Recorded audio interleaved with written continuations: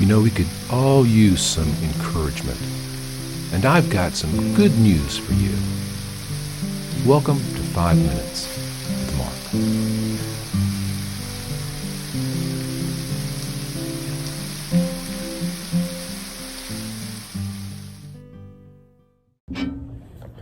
Well, greetings, friends, and welcome to 5 Minutes with Mark. Glad you're here.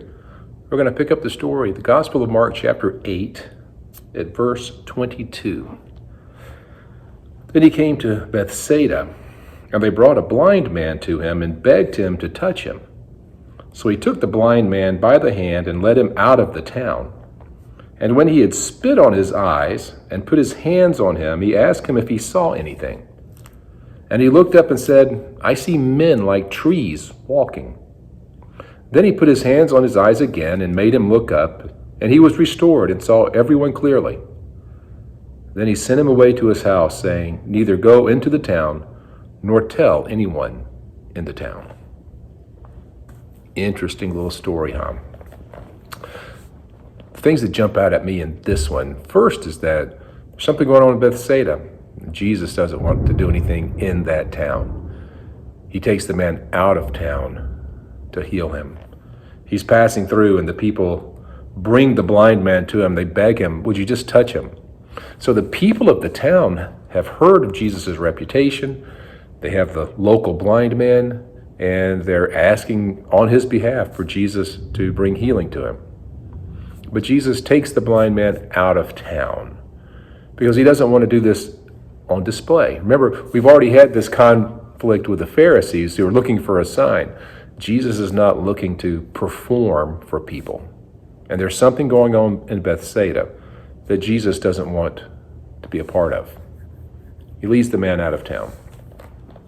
He lays his hands on him and spits on his eyes. Remember, I said, he sticks his fingers in the guy's ears who was deaf, spits on his tongue. This time he spits on his eyes. And then lays his hands on him and says, "Do you see anything?" The man says, "Well, I see trees like men walking." Basically, he sees something, but he doesn't see clearly. Well, that's a miracle in and of itself. If all he did was get, poor vision from no vision, that's pretty cool. But Jesus lays his hands on him again, and he's restored completely. But then Jesus very strongly tells him, don't go back to town and don't tell anyone. So, what's this all about? Well, I think what we're seeing is, first, this man's faith wasn't that strong. He's just being led out by a stranger who's trying to heal him. And Jesus is able to heal him, but he has to work at it. Isn't it interesting? But sometimes it seems that God has to work on us twice. It's not Jesus' fault that the man's not healed. Jesus has the power to heal anyone. But the man's faith obviously wasn't very strong. And so usually, just like the Syrophoenician woman with the daughter, her faith heals her daughter without Jesus ever seeing it. He never laid eyes on the daughter, and yet she's healed of an evil spirit. Here, this man is touched, spit on. He goes all through all kind of stuff. And he finally gets healed. And then Jesus says, don't go back to town and don't tell anyone there. What happened? Even though the people in the town are the ones begging Jesus to heal this man.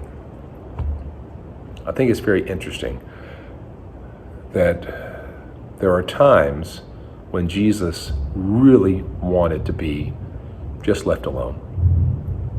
There are times when Jesus was preoccupied with other things. He's traveling and he's teaching his disciples and he's preaching the gospel. And I think he gets to this point where he's really tired of doing the miracles because he's become the miracle man. He's not interested in being a showman. He's interested in teaching people about God and what's really important. Don't go back to town. and don't tell anyone in town what just happened. We see this secrecy theme, as I've mentioned before, that flows through the Gospel of Mark. Jesus over and over is like, don't tell anybody. We're going to see even more of that as we move on. But for this lesson, I think the big thing for us to see is that sometimes our persistence and our faith are the keys to our moving forward with Christ. If we come into it with low expectations, we're probably going to get low results. If we come in with the expectation of faith, trusting that Christ is going to do incredible things in our lives, he will, because he's able to. And I think that if we're looking to simply be amazed and astounded by Jesus, well, that's going to happen too. But it's not what it's all about. And we need to be very careful about our motives. We need to be very careful about why we follow Christ. Because if we're doing it for us, we're doing it for the wrong reason.